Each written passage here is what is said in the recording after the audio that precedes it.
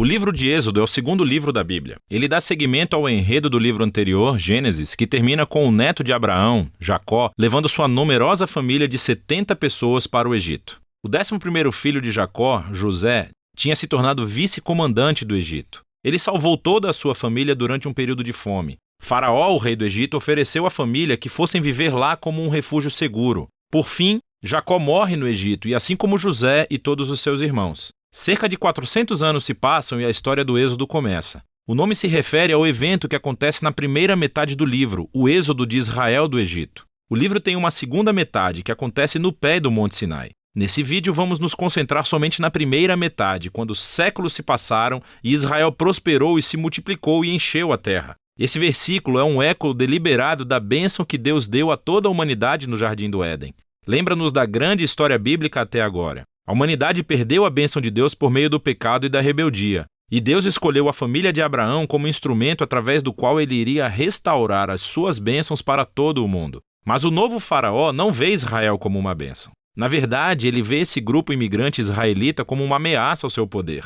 Da mesma forma que em Gênesis a humanidade se revolta contra a bênção de Deus. Aqui o faraó tenta destruir a fonte da bênção de Deus, os israelitas. Ele os escraviza de maneira brutal, forçando-os a trabalhar e ordena que todos os meninos israelitas sejam afogados no Nilo. Ele é a pior personagem da Bíblia até agora. O seu reino é o ápice da rebelião da humanidade contra Deus. Esse faraó redefiniu o bem e o mal de acordo com seus próprios interesses de tal maneira que até mesmo o assassinato de crianças inocentes se tornou algo bom para ele. O Egito tornou-se pior do que a Babilônia do livro de Gênesis. Agora Israel grita por socorro contra essa nova Babilônia e Deus responde. Primeiro, Deus vira o mal do faraó de cabeça para baixo quando uma mãe israelita joga o seu filho no Nilo, mas dentro de um cesto. Ele flutua com segurança até a família do próprio faraó. Ele é chamado de Moisés e ele cresce para tornar-se o homem que Deus usará para derrotar o mal do faraó. Na famosa história da sarça ardente, Deus aparece diante de Moisés e pede-lhe que vá até o faraó e ordene que libere os israelitas.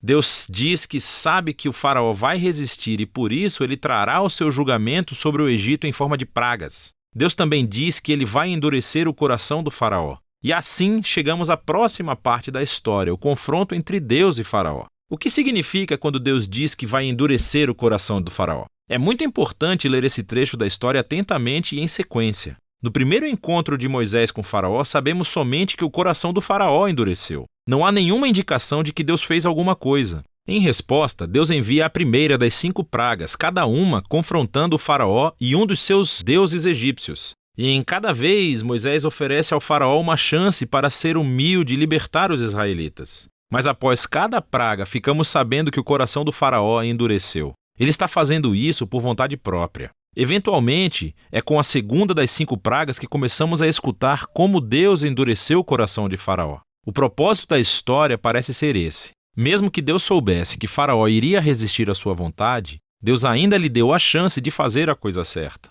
No fim, a maldade do Faraó chega a um ponto sem volta. O que quero dizer é que até os seus próprios conselheiros achavam que ele tinha enlouquecido. E é nesse ponto que Deus assume o comando e usa a maldade do faraó para o seu próprio objetivo de redenção. Deus atrai o faraó para a sua própria destruição enquanto salva o seu povo, que é o que acontece em seguida. Com a praga final, é a noite da Páscoa. Deus vira o jogo sobre o faraó. Assim como ele matou os filhos dos israelitas, Deus matará os primogênitos do Egito com uma praga final. Ao contrário do faraó, Deus fornece uma forma de escape por meio do sangue do cordeiro. Aqui, a história para. E vemos em detalhes o ritual israelita anual da Páscoa. Na noite anterior à fuga de Israel do Egito, eles sacrificaram um cordeiro imaculado e usaram seu sangue para pintar os batentes das portas de suas casas. Quando a praga divina chegou ao Egito, as casas cobertas com o sangue do cordeiro foram puladas e o filho foi poupado. Desde então, todos os israelitas reencenam aquela noite para lembrar e celebrar a justiça e misericórdia de Deus. Mas o faraó, por conta do seu orgulho e rebeldia,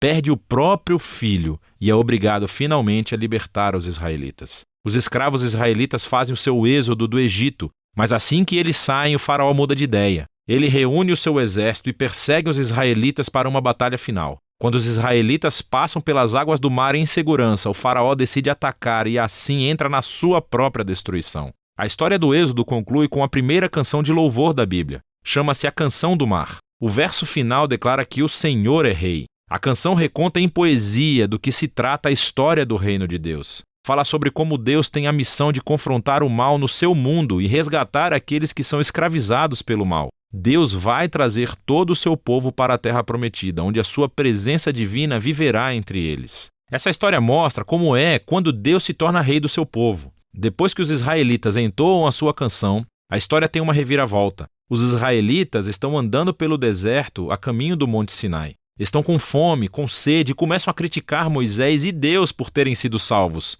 Dizem que têm saudade dos bons dias no Egito. É uma loucura! Deus graciosamente fornece comida e água para Israel no deserto, mas essas histórias são sombrias. Começamos a pensar, será que o coração de Israel é tão duro quanto o de Faraó? Vamos ver. Por enquanto, essa é a primeira metade do livro de Êxodo.